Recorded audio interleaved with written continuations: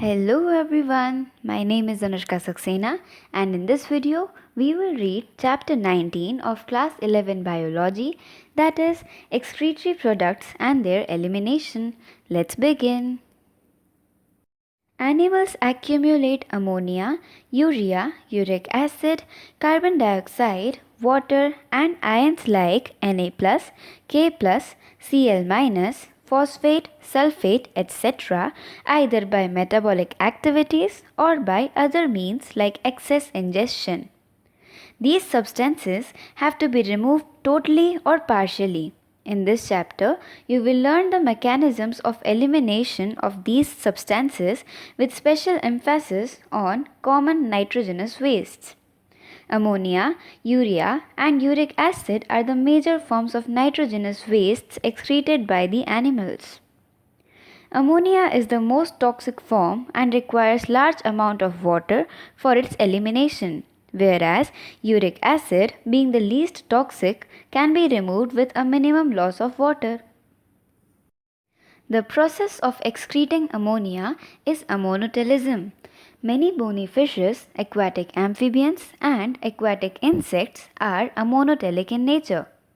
Ammonia, as it is readily soluble, is generally excreted by diffusion across body surfaces or through gill surfaces in fish as ammonium ions. Kidneys do not play any significant role in its removal. Terrestrial adaptation necessitated the production of lesser toxic nitrogenous wastes like urea and uric acid for conservation of water. Mammals, many terrestrial amphibians, and marine fishes mainly excrete urea and are called ureotelic animals. Ammonia produced by metabolism is converted into urea in the liver of these animals and released into the blood, which is filtered and excreted out by the kidneys. Some amount of urea may be retained in the kidney matrix of some of these animals to maintain a desired osmolarity. Reptiles, birds, land snails, and insects excrete nitrogenous wastes as uric acid in the form of pellet or paste with a minimum loss of water and are called uricotelic animals. A survey of animal kingdom presents a variety of excretory structures. In most of the invertebrates, these structures are simple tubular forms, whereas vertebrates have complex tubular organs called kidneys. Some of these structures are mentioned here. Protonephridia or flame cells are the excretory structures in Platyhelminthes, flatworms, for example Planaria, rotifers, some annelids and the cephalochordate Amphioxus.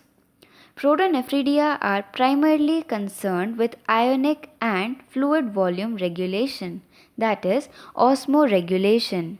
Nephridia are the tubular excretory structures of earthworms and other annelids. Nephridia help to remove nitrogenous wastes and maintain a fluid and ionic balance. Malpighian tubules are the excretory structures of most of the insects, including cockroaches. Malpighian tubules help in the removal of nitrogenous wastes and osmoregulation. Antennal glands or green glands perform the excretory function in crustaceans like prawns. 19.1 Human excretory system. In humans, the excretory system consists of a pair of kidneys, one pair of ureters, a urinary bladder, and a urethra. Kidneys are reddish-brown, bean-shaped structures situated between the levels of last thoracic and third lumbar vertebra, close to the dorsal inner wall of the abdominal cavity. Each kidney of an adult human measures 10 to 12 cm in length, 5 to 7 cm in width, 2 to 3 cm in thickness with an average weight of 120 to 170 gram. Towards the center of the inner concave surface of the kidney is a notch called hilum through which ureter, blood vessels and nerves enter. Inner to the hilum is a broad funnel-shaped space called renal pelvis, with projections called calyces. The outer layer of kidney is a tough capsule. Inside the kidney, there are two zones, an outer cortex and an inner medulla.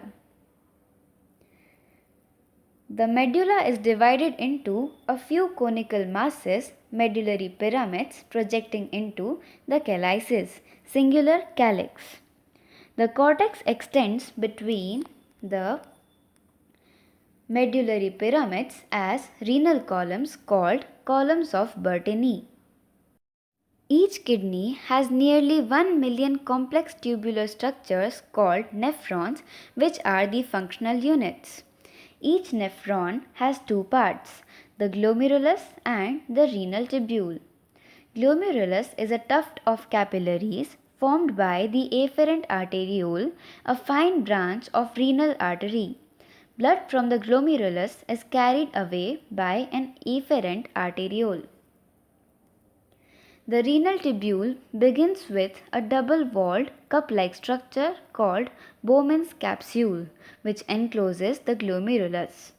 Glomerulus along with Bowman's capsule is called the Malpighian body or renal corpuscle. The tibule continues further to form a highly coiled network, proximal convoluted tibule, also known as PCT. A hairpin shaped Henle's loop is the next part of the tibule, which has a descending and an ascending limb. The ascending limb continues as another highly coiled tubular region called distal convoluted tibule, also called DCT. The DCTs of many nephrons open into a straight tube called the collecting duct, many of which converge and open into the renal pelvis through medullary pyramids in the calyces. The Malpighian corpuscle, PCT, and DCT of the nephron are situated in the cortical region of the kidney, whereas the loop of Henle dips into the medulla. In majority of nephrons, the loop of Henle is too short and extends only very little into the medulla. Such nephrons are called cortical nephrons. In some of the nephrons, the loop of Henle is very long and runs deep into the medulla. These nephrons are called juxtamedullary nephrons. The efferent arteriole emerging from the glomerulus forms a fine capillary network around the renal tibule called peritubular capillaries. A minute vessel of this network runs parallel to the Henle's loop, forming a U-shaped vasa recta. Vasa recta is absent or highly reduced in cortical nephrons. 19.2 Urine formation we will read in the next part. Thank you so much for watching. Have a great day ahead.